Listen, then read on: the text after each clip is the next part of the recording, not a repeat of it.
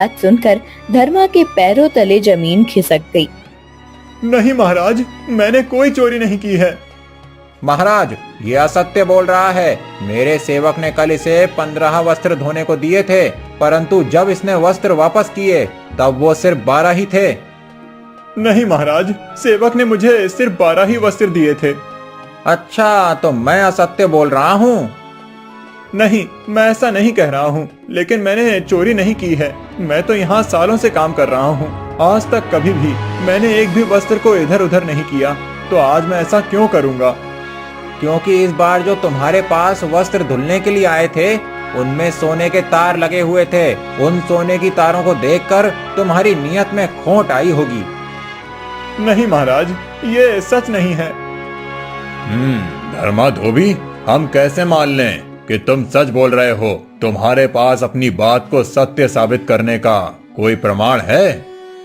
नहीं महाराज, मेरे पास ऐसा कोई प्रमाण नहीं है, लेकिन मैं सच कह रहा हूँ, मैंने चोरी नहीं की है। महाराज, महाराज, आप तो बहुत दयालु हैं, मेरा न्याय कीजिए महाराज। मैं तुम्हें कल तक का समय देता हूँ। अगर तुम ये साबित कर सको कि तुमने चोरी नहीं की है तो तुम्हें दंड नहीं मिलेगा। धर्मा घर आ गया। क्या हुआ पिताजी, आपको राजमहल में क्यों बुलाया था? क्या बताऊं बेटा, तुम आज ही आए हो, लेकिन मैं तुम्हें इतने सालों बाद मिलने की खुशी भी नहीं मना सका। बेटा, मंत्री का कहना है कि मैंने सोने के तार लगे हुए राज्य वस्त्र चुराए हैं। क्या वो ऐसा कैसे कह सकते हैं? बेटा, उनका कहना है कि उन्होंने मुझे 15 वस्त्र दिए थे, जबकि मेरे पास तो सिर्फ 12 ही वस्त्र आए थे धुलने के लिए। पिताजी, आपको पक्का याद है आपके पास 12 ही वस्त्र आए थे? हाँ बेटा, मैं वस्त्रों की गिनती में कभी कोई गलती नहीं करता। मैं इतने सालों से ये काम कर रहा हूँ, अब तो मैं देखकर ही बता सकता हूँ कि कितने वस्त्र हैं। कमल और सुमन से पूछते हैं। शायद ऐसा हुआ हो कि आप घर नहीं हैं, तब कोई सेवक आकर वस्त्र दे गया हो। सुमन, कमल, यहाँ आओ। जी भैया। मुझे याद करके बताओ कि उस दिन मंत्री जी की तरफ से कोई सेवक आकर वस्त्र देकर गया था? भैया, जब सेवक आया था तब पिताजी घर पर ही थे। पिताजी ने सारे वस्त्र गिन कर लिए थे। नहीं, उसके बाद जब पिताजी वस्त्र धोने के लिए गए थे तब फिर से कोई आकर गया होगा। नहीं भैया, पिताजी के जाने के बाद कोई नहीं आया था। मतलब पिताजी आप जैसा कह रहे हैं उन्होंने आपको सिर्फ 12 ही वस्त्र दिए थे। हाँ बेटा, लेकिन दिक्कत ये है कि ये बात मैं साबित कैसे करूं? महाराज ने मुझे कल तक का समय दिया है। उन्होंने कहा है कि मुझे कल ये साबित करना होगा कि सेवक ने मुझे 12 ही वस्त्र दिए थे। पिताजी, जब उसने आपको वस्त्र दिए थे तब उसके सामने आपने गिने थे? हाँ बेटा, पूरे 12 वस्त्र थे, लेकिन अब मैं ये बात साबित कैसे करूं? मेरे पास तो कोई प्रमाण नहीं है और ना ही कोई गवाह। सुमन और कमल की बात कोई नहीं मानेगा, क्योंकि वो मेरी बेटियां हैं और बाहर का कोई आदमी वहाँ पर मौजूद ही नहीं था उस समय। पिताजी, आप बिल्कुल भी चिंता मत कीजिए, हम तीनों को आप पर पूरा विश्वास है। तुम लोगों का तो विश्वास है बच्चों, लेकिन अगर महाराज को विश्वास नहीं हुआ तो वो मुझे उस बात का दंड देंगे जो गुनाह मैंने किया ही नहीं है। जिंदगी भर गरीबी से गुजरता रहा और अब इस उम्र में अब ये चोरी के इल्जाम की जिल्लत। पिताजी, आप ज्यादा मत सोचिए, निश्चिंत होकर सो जाइए। मैं योगी बाबा के पास से शिक्षा प्राप्त करके आया हूँ और अब मुझे उस शिक्षा का प्रयोग आपको न्याय दिलाने में करना होगा। कल ही मैं आपके साथ राजमहल में चलता हूँ, फिर देखना क्या होता है। अगले दिन धर्मा के साथ संतनु राज दरबार में पहुंचता है। दरबार में महाराज के साथ मंत्री और बाकी सब मौजूद होते हैं। धर्मा, कल मैंने तुम्हें कहा था कि अपनी बेगुनाही का प्रमाण लेकर आना। तुम ऐसा कोई प्रमाण लाए हो?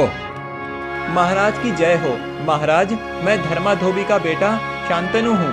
मैं प्रमाणित करूँगा कि मेरे पिताजी बेगुनाह हैं और उन्होंने चोरी नहीं की है। अच्छा, ऐसा कौन सा प्रमाण है तुम्हारे पास? महाराज, मुझे मंत्री जी से बात करनी है। मंत्री जी आपसे कह रहे हैं कि आपके सेवक ने पिताजी को 15 वस्त्र दिए थे, लेकिन पिताजी कह रहे हैं कि उन्हें सिर्फ 12 ही वस्त्र मिले। तो आपके सेवक के पास कोई प्रमाण है कि वो सच बोल रहा है? युवान, तुम्हारा इतना दुस्साहस कि तुम राज्य के मंत्री के सेवक पर संदेह करो। हम सभी सेवकों को जांच परख कर ही काम सौंपते हैं। मेरा सेवक कभी असत्य नहीं कह सकता। तुम्हारे पास कोई प्रमाण या साक्षी हो तो बताना। हाँ, मेरे पास एक साक्षी है। लेकिन मंत्री जी, जब मैंने धोबी को वस्त्र दिए तब वहाँ उनकी बेटियों के सिवा और कोई नहीं था। सेवक, सिर्फ तुम इस बात को नहीं देख पाए। महाराज, हमारे घर के बाहर एक पेड़ है, वो इस बात का साक्षी है कि मेरे पिताजी सच बोल रहे हैं। क्या? एक पेड़? लगता है तुम्हारी मति भ्रष्ट हो गई है युवान। एक पेड़ किसी बात का साक्षी कैसे हो सकता है? पेड़ क्या यहाँ आकर सच बताएगा? नहीं, पेड़ यहाँ नहीं आ सकता, इस बात को मैं मानता हूँ। लेकिन अगर हम पेड़ के पास चले जाएं, तो वो पेड़ सब कुछ सच बता देगा। ये कैसे संभव है? कोई पेड़ बोल कैसे सकता है?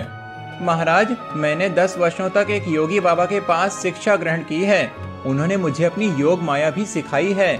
उसी योग माया का उपयोग करके मैं किसी भी अचल वस्तु को बोलने की शक्ति प्रदान कर सकता हूँ। हम सब मेरे घर के बाहर जो पेड़ है उसके सामने जाते हैं। मैं अपनी योग विद्या का उपयोग करता हूँ, फिर सारा सच पेड़ खुद ही आपको बता देगा। क्या सच में ऐसा हो सकता है? हाँ महाराज, योगी बाबा बड़े ही ज्ञानी हैं। उनके पास तंत्र मंत्र, योग माया और बहुत सी विद्याएं हैं जो उन्होंने मुझे सिखाई हैं। आप कृपया कर चलिए मेरे साथ। संतनु की बात सुनकर राजा सबसे चलने को कहता है। उसे चलता मंत्री को डर लगने लगता है। महाराज, आपको इतनी दूर जाने की कोई आवश्यकता नहीं है। मुझे अभी याद आया कि सेवक ने 12 ही वस्त्र दिए थे। वो 3 वस्त्र तो मेरे कक्ष में ही छूट गए थे। मंत्री, ये बात आप अभी बता रहे हैं? आपकी वजह से आज मेरे हाथ एक बेगुनाह को सजा हो जाती। महाराज, वो मुझे स्मरण नहीं था। अच्छा, तो आपको ठीक उसी समय पर इस बात का स्मरण कैसे हुआ? महाराज, कहीं मंत्री जी कोई बात छुपा तो नहीं रहे हैं? मैं भला क्या छुपाऊंगा? मैंने जो भी सत्य है वही कहा है। महाराज देखिए, इनकी लड़खड़ाती हुई जुबान ही इस बात का प्रमाण है कि मंत्री जी कुछ छुपा रहे हैं। तुम सही कह रहे हो युवान। मंत्री, सत्य क्या है? हमें अभी इसी क्षण बताओ। महाराज, मुझे क्षमा करना। सत्य तो ये है कि वो वस्त्र मैंने ही चुराए थे। मैंने उस वस्त्र के सोने के तार निकालकर उसके आभूषण बनाए हैं। उस वस्त्र को देखकर मेरे मन में लोभ आ गया था। मंत्री, आपने चोरी की और उसका सारा दोष एक बेचारे धोबी पर डालने का प्रयास किया। मैं इसी क्षण आपको राज्य से निष्कासित करता हूँ। मंत्री चला जाता है। युवान, मैं तुम्हारी प्रतिभा से सत्य में प्रभावित हो गया हूँ, परंतु तुम्हारे पास सत्य में ऐसी विद्या है जिससे पेड़ बात कर सकता है? नहीं महाराज, मेरे पास ऐसी विद्या नहीं है। मैंने तो बस मंत्री जी को फंसाने के लिए ये जाल फेंका था। मुझे अपने पिताजी पर पहले से ही विश्वास था। मेरे पिताजी कभी झूठ नहीं बोल सकते और ना ही उनकी तरफ से वस्त्रों की गिनती में भूल हो सकती है। इसीलिए मैंने मंत्री जी को टटोला, लेकिन उन्होंने गुनाह किया था। इसीलिए पेड़ की बात करने पर वो डर गए और सब कुछ सच बता दिया। वाह धर्मा, तुम्हारा बेटा तो होनहार है। युवान, तुमने अपनी सूझबूझ का एकदम सही उपयोग किया है। हमारे राज्य को ऐसे ही मंत्री की जरूरत थी जो अपनी सूझबूझ और बुद्धि का उपयोग राज्य के हित के लिए करे। युवान, मैं तुम्हें आज से ही इस राज्य का मंत्री नियुक्त करता हूँ। धर्मा, आज से तुम अपने पुत्र और अपने परिवार के साथ मंत्री कक्ष में रहोगे। महाराज चले जाते हैं। अगले ही दिन संतनु अपने बहनों और धर्मा के साथ राजमहल में अपने कक्ष में रहने चला जाता है। अच्छी शिक्षा की प्राप्ति से एक गरीब का पूरा जीवन संवर